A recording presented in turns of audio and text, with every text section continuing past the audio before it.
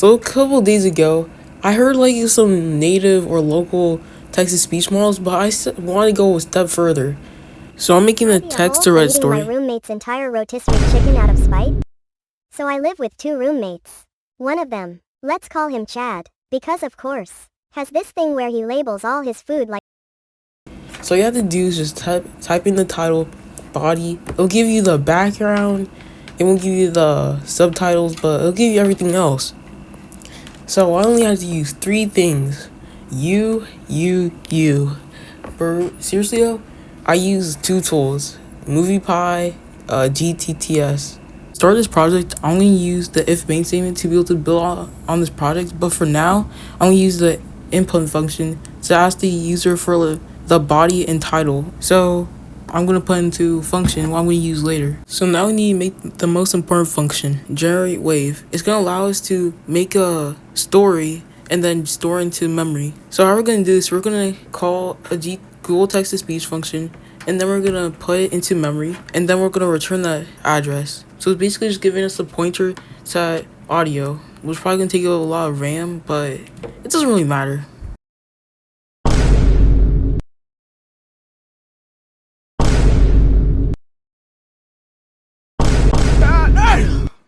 To make the video, we're going to use a function called create video. The arguments are going to be text, audio path, video path, and clip folder. The clip folder is just going to be like the background. You know the stuff where they have the satisfying videos? We're going to use that. And for the video path, it's just going to be the output path for like where the video is going to go. So we can easily have easily upload them. Then we're going to put them onto like a table. And then we're going to access them one by one and match them up with the video. So now we're just going to get the links to the video. We're going to add as many as up, then cut it when it overflows. We'll get like the finished outcome.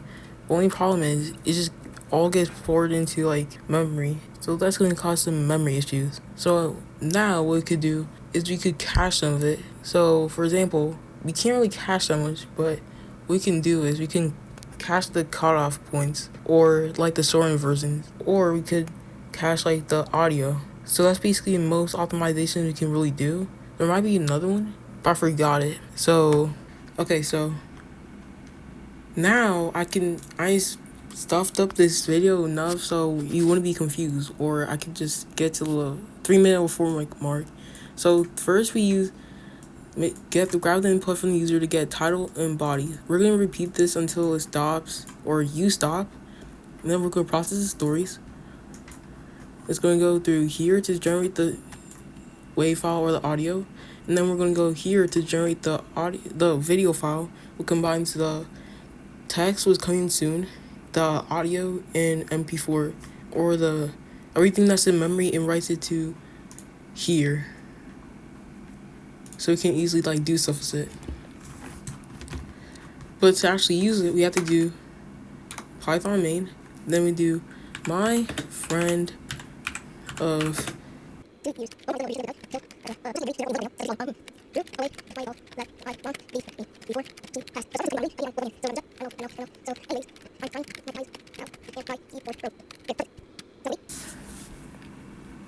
and I haven't optimized it, so I can't really pause it because it's 2 separate recordings. But you know what? I'm just gonna yap. Oh yeah, it's hidden. You'll see. Oh, what's this green thing? Okay, so it's all done. You go to story 6.